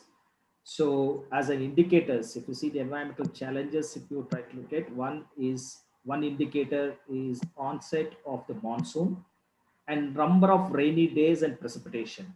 This is also been considered one of, I think, your 2019 the sustainability initiative of the state, which has been already mentioned that we can take it up. And the second environmental aspect is, as I just mentioned always, is the assimilative capacity. If the assimilative capacity of the region is not adequate, definitely we'll have more consequences at a later date. That means one, waste water you can very well control. Wastewater you can control. Solid and hazardous waste, we can have some better opportunities, let's say design for environment, as I just mentioned, and circular economy, we can take it up. All of that, we can do that. But what is something which is not in our 100% control, once it is being emitted, it has been released, is the air pollution. That is one point of it. And the second thing is anything which is entering into the marine environment, whether it could be the outfall, whether it is overall the treated water, whatever all you talk about which goes into the marine environment is something vast which we can't do anything into it. So these two we need to consider as a priority areas. Thank you, Bhaskar sir, for answering this question for environmental factors considered in sustainability. Ramana, do we have answer ready with us? Yeah, just 1 minute. I'm just entering a name. Yep. I'll be announcing it in 10 seconds. Yeah.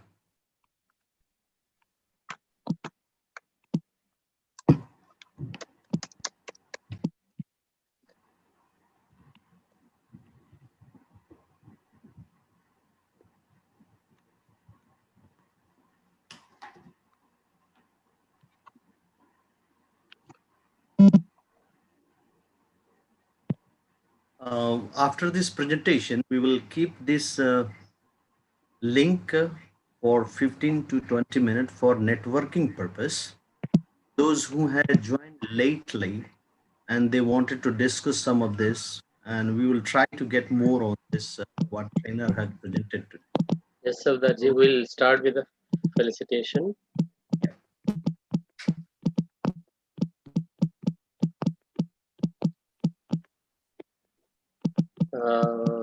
Our vice president is there or not?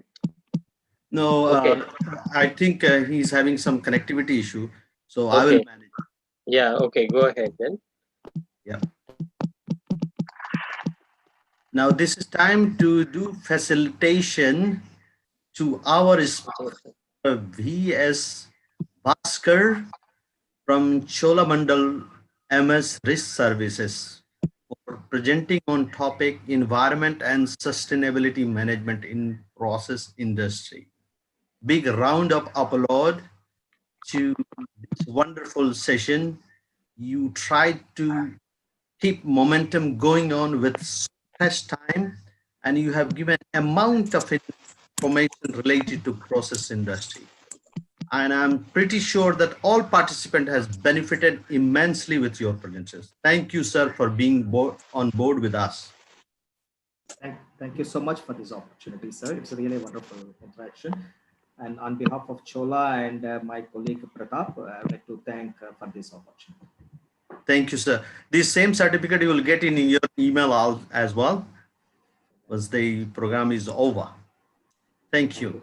Thank you, and sir. This is time to announce the quiz winner. Ramana, please take lead on this. Okay, thank you, Sardarji. We have received almost 60 replies for the quiz, and within time, I have taken only 5 quiz winners. Okay, who has great. answered correct answers. Okay, so the following are the quiz winners. Congratulations, Mr. Vijay Kumar M. Padwal. Thank you very much, sir. Thank you. Congratulate Mr. Manohar Dhanraj Anthony. Congratulations.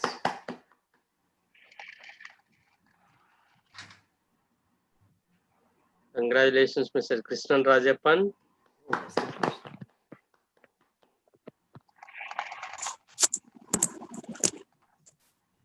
Congratulations to Mr. Majur Rasuda.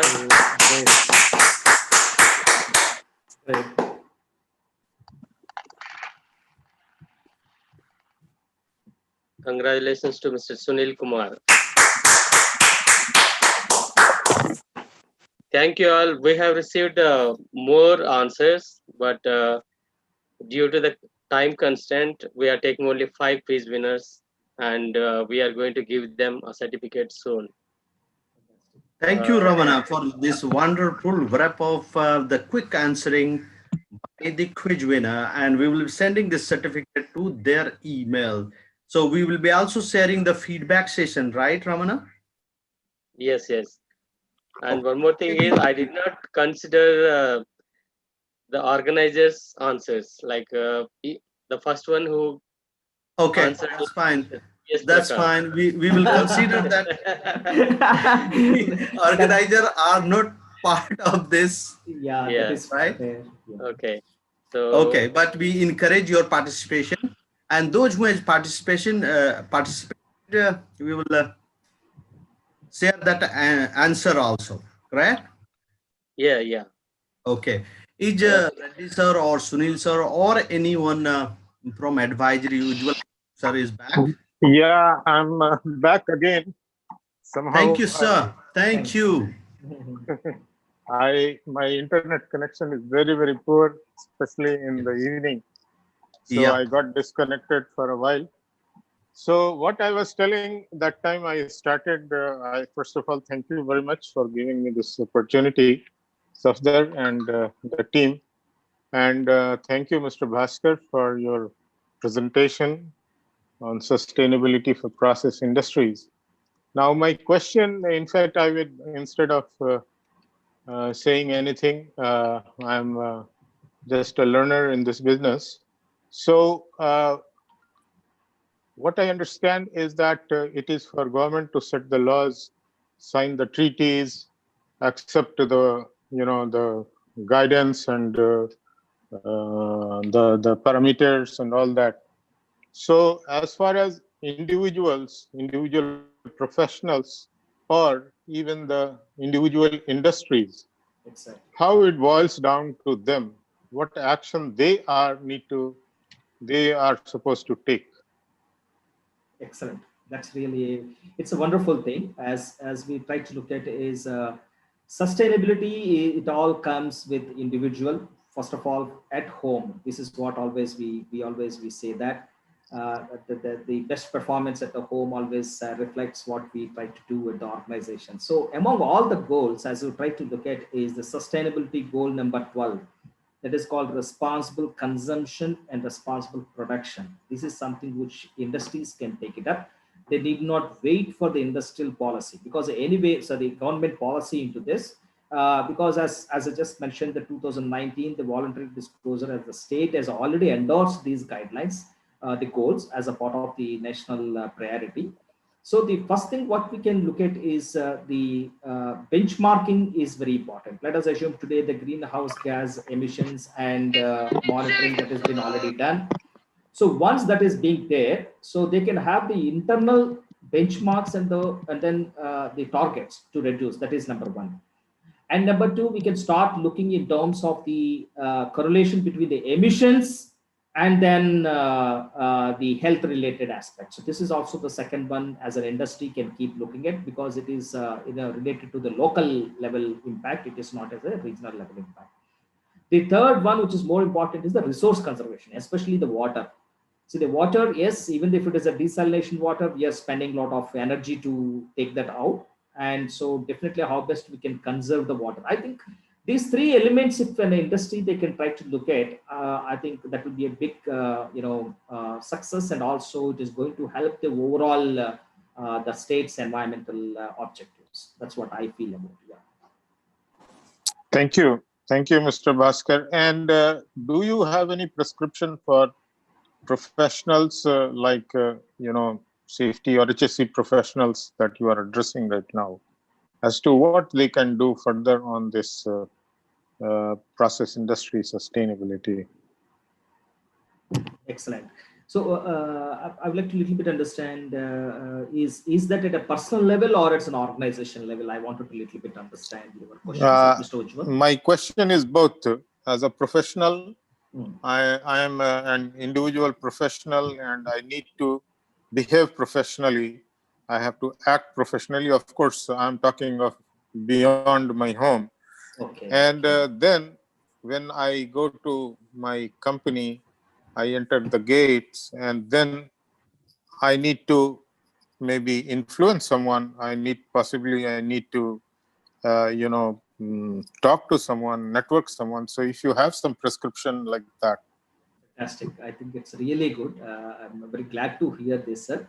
As I just mentioned, sir, always we have to look at as a responsible consumption as a practice, both at a home, at office. If you can take this as one month concept at all levels. What I'm saying is, the moment if you are buying something, if you are trying to consume something, whether it is just not as a food, I'm trying to say any consumable material, what is the goods or anything into it, before we buy that, what is the end of the life? Whether is it just trying to be dumped into the landfill, or it can be recycled, or what is the overall durability of it? How many years I can use? I think if you try to look that kind of the responsible, consumption part of it, I think it will really cascade. It will have a lot of impact even in the operational phase also. Let us say somebody is asking, let's say I have to use some kind of a lube oil. So whether the lube oil as a part of the SOP, you are trying to change something, but how best I can really, make it more better use of it, how best I can try to look at as a recycled material into it. Like this, if you try to get into the deeper of each of it, and it is going to give a lot of benefit to the organization. And also as an individual, as rightly said, you're making some impact, not for just an organization. As a globally, we are trying to, because reduction in the material consumption is leading to the reduction in greenhouse gas emissions. That is something which we can take it as a whole. The second one, probably if you try to take this as a sustainability is also one of the key elements. their best, the online learning programs to certification programs have been offered by World Resource Institute. Probably that I recommend to the professionals try to go through that. Definitely, it will be helpful.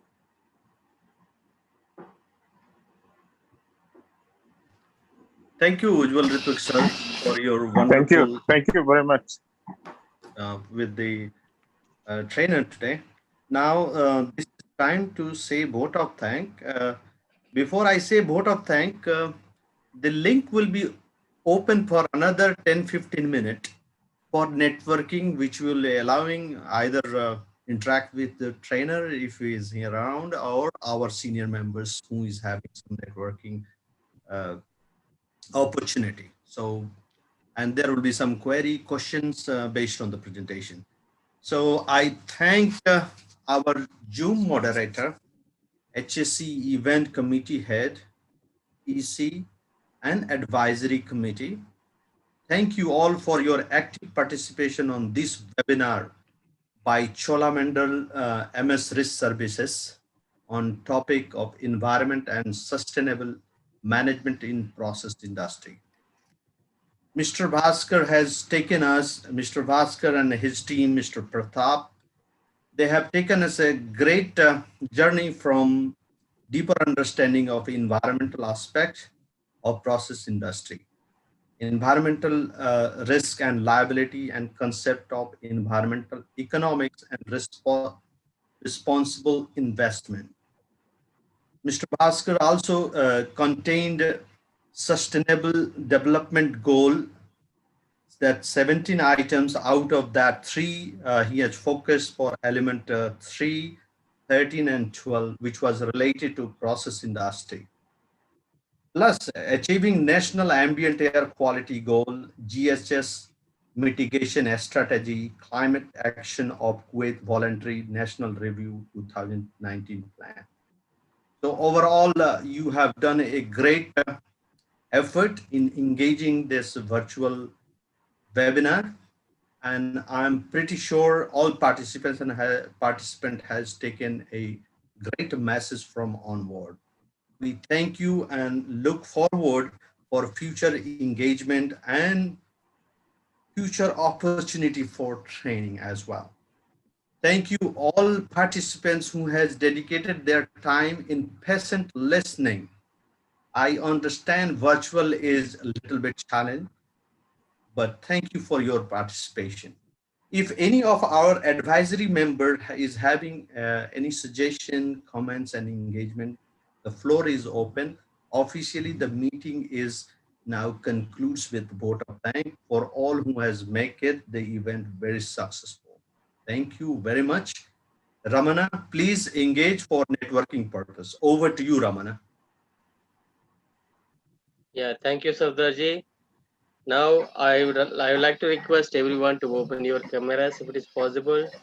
We'll take some snapshots, and at the same time, you can open your mic one by one. Like raise your hand if you're not able to open your mic, so that I'll try to unmute you. You can talk whatever you like related to topic is better, or if you want to talk something else on HSC, is not an issue.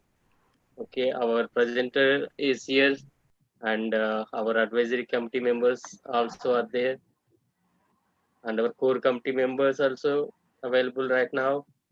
You can open your mic and talk to them. Give your feedback, please. Anyone would like to talk?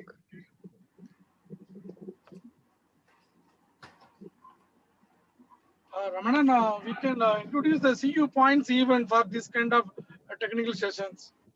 Yeah, that we are working on it. Actually, as per the headquarters requirement, we need 6 hours program, schedule program, not for one event.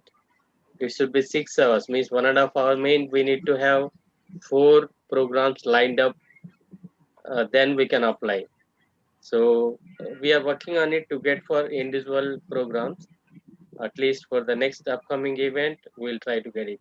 Thank you, Muruganathanji. Okay, thank you. Good evening. Who is that? Please introduce yourself. Okay. Yeah, this is Mujahid Ziai. I would just like Pardon? to mention a very respected honorable members, a very nice event, highly technical. It would be much better if this is, broken down into 2-3 sessions for better understanding. Okay, we will think about it. Okay. Since our speaker already told that it is a 10-hour program, okay, we have to think about it connecting in a different way, not like a webinar.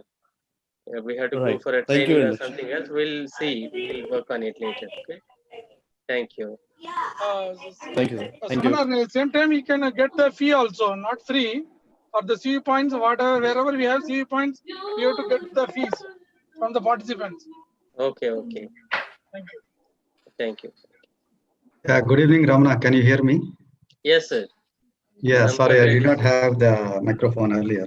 I got it Okay, somehow. okay. Thanks to Okay. ASSP Kuwait chapter for arranging this environment and sustainable management industry. Thanks to first of all, the leaders of this core committee to arrange this one, and Mr. V.S. Bhaskar, Senior GM of Environmental Sustainability Practices India. I just taken round through all this 14 hours. I remember you were saying around 14 hours session it is. Almost he covered in 1 hour. A very good information. He has covered most of the things which I also learned today, especially on the SDGs and ESGs and sustainable indicators. Is a very good information to benchmark ourselves about sustainability in this management in the process safety. And I thank him for this, and thanks to the SSP for giving the opportunity to me to speak. And thank you. Thank you, Sampath Reddy, sir. And anyone is there? Prakashji, how are you? Fine, fine. First of all, I should thank Ramana and Rishi and Jolly from Chola for coordinating this. And first, the Charigaru, who has put forward it to Jahid and it taken in a positive way, and it has been made eventful today. Hopefully, Chola and ASSP Kuwait chapter will associate more and more to benefit all the members. Being a member for ASSP for long, I know the kind of ASSP chapter activities. So it will benefit both of us. So thank you very much for you, especially you and Rishi, along with our team. It's a fantastic job. Keep it up. Thank you. Thank you, sir. Okay, anyone would like to speak?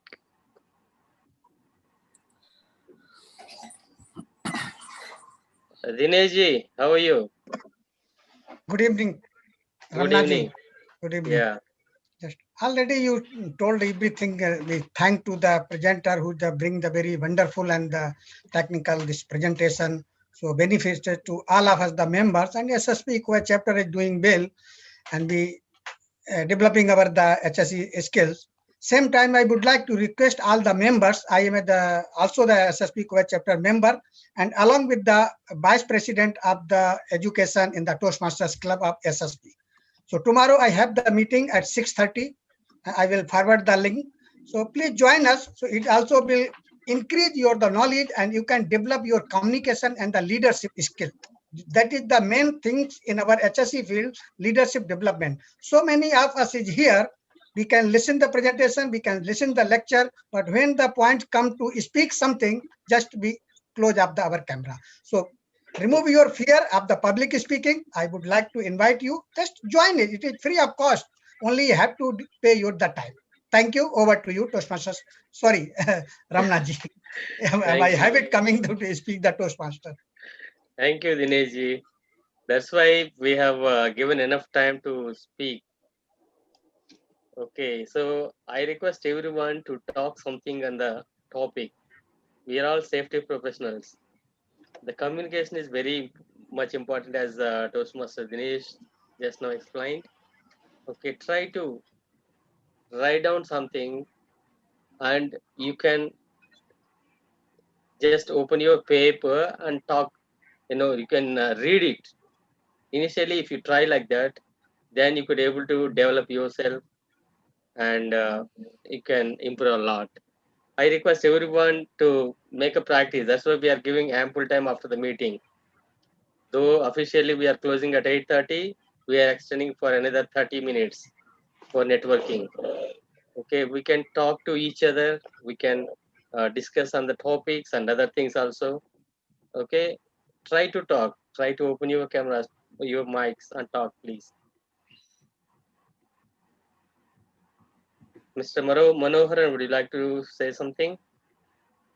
Hello. Hello. Yeah, Mr. Vijay Kumar Padwal. Yes, Go good ahead. evening, sir. I'm thankful to Bhaskar sir for a wonderful presentation, as well as Venkat sir. He has given me the opportunity to participate for this event, and ASSP Kuwait. Thank you very much, sir. Thank you very much. Thank you, Mr. Vijay Kumar Padwal. Actually, you are the first one who were waiting since 5 o'clock, I think, right? Yeah, correct. Yeah. Okay, thank you for that. That's really good to hear that. Mr. Manoharan, please go ahead. Wonderful presentation, and I could learn a lot about sustainable development. Though I am trained on GRI 4 and also HGD, a lot of things have changed since I have not practiced it. So this was a wonderful opportunity for me to recall refresh my memory. Thank you very much. Thank you, Mr. Manoharan. Sorry, There? any way that this presentation is shared? I don't think so. Okay, I will check with the presenter, because he already told it contains a lot of information which can be shared in some instances. Well, let me check with him, and we'll try to edit the presentation and we'll give it if possible. Yeah. Okay. Thank you. Thank you very much. And Mr. Pawan, would you like to say something?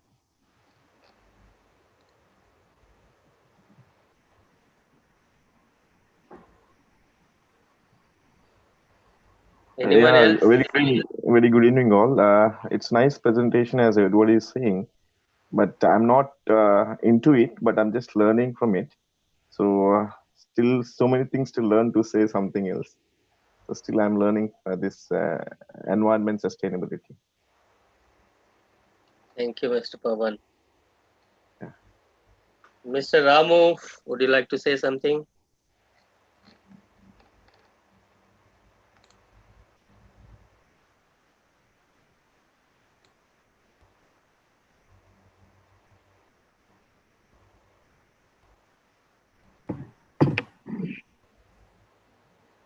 No, we can't listen.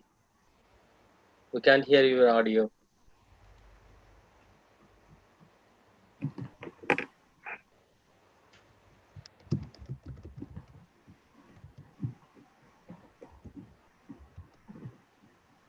If anyone would like to talk, please raise your hand. Mr. Abulefam, are you there?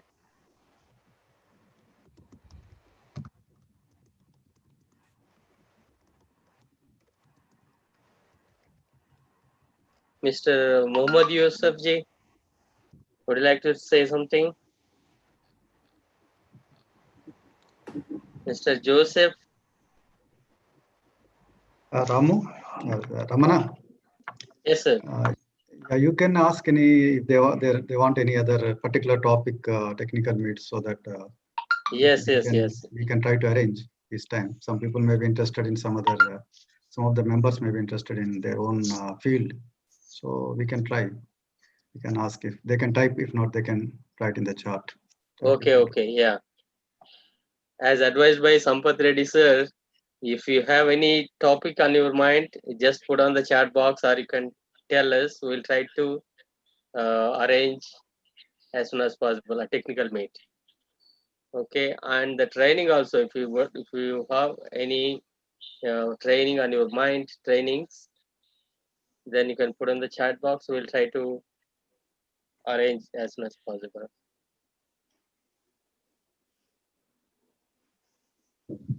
Okay. Now we like to have this one, the pics for the e-bulletin. Yeah, I this month. requested them initially. I don't know. Okay, please open your cameras so that we'll capture some wonderful moments, screenshots, which will be published in our monthly magazines. Okay, please, I request everyone to open your cameras.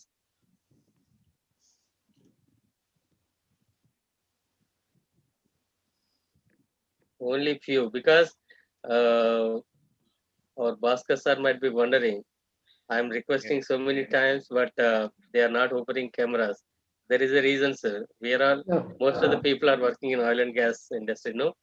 So they might have logged in through their devices. Yeah, Mobile devices. The device will not be having the camera. That's true. Yeah.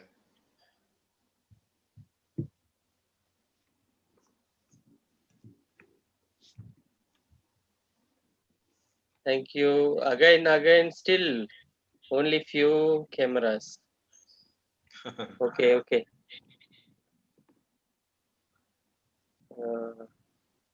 Sir, sorry, we don't have camera. Yeah, that's what I told. I understood. Sorry for But, that. Yes. It's not allowed in KOC. That's why. Yeah, at least Yeah. you can put your photograph. There is a when you click on participants on if you click on your name, there is more column. There you can edit your profile picture option. You can add a picture from your system or mobile, wherever it is. It's very easy. Otherwise, only your name will be displayed. Yeah, correct. Okay, Yeah. I will try. Yeah. If some people can try, it will better, because we are getting blank screens, means it won't be look like nice, no? That's why I'm asking you. Try from your side. Try to change the picture. Only 2 more minutes. We'll close it.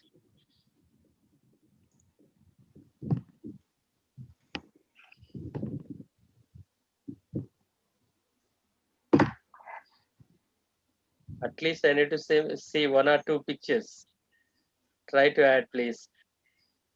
You can click on participants, go to your name, and right side you will see options. Which option? It is more, I think, right? Yeah. If you click on more, you can edit your profile picture with the available pictures. You can add any available pictures from the desktop or mobile device.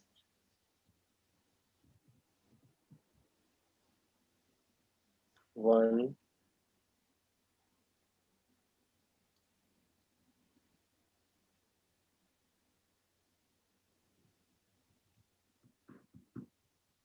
Okay. I think it's better to wind up. Thank you very much, sir. Bhaskar sir, it's wonderful actually. Your presentation was excellent. Only thing is, you already told about this timing. Okay. It was very super fast express. I couldn't able to catch up in some instances. Yeah. Apologize. Yes. Thank you very much. Oscar, thank you very much.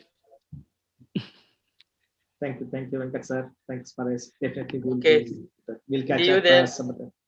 Thanks for this opportunity. You take care. Good night to all. Thank you very much, Mr. Bhaskar. Thank you for Good the night lovely to all. presentation. Thank you very much, sir. Thank Good you, night Mr. to- Raman. Thank you, organizers. Good night to all. 1 minute. Ramana sir, is it possible you can share the contact details so that I can be the mail or something for the Contact details of whom? Participant, email IDs or something. Thank you, Mr. Jekula Ramchandramurthy. No, participants' contacts. It will be difficult. Difficult. Okay, fine. Yeah. No. You are asking. I thought some other member. Sorry, sir. No. For you, it's not a matter. Okay, we will provide you. That will be great. Okay. I think if some member is asking the same question, it's difficult to provide for them. Okay, that's why we are giving networking opportunity. They have to come forward to get the details. Okay, sir. Thank you very much. We'll forward to you. Thank you so much. Thank you, sir. Opportunity. Okay. Great time. Good night, everyone. Have a nice Good weekend, night. all of you. Good night, Stay Bhaskar. safe. Bye. Take care. See you. Thank you.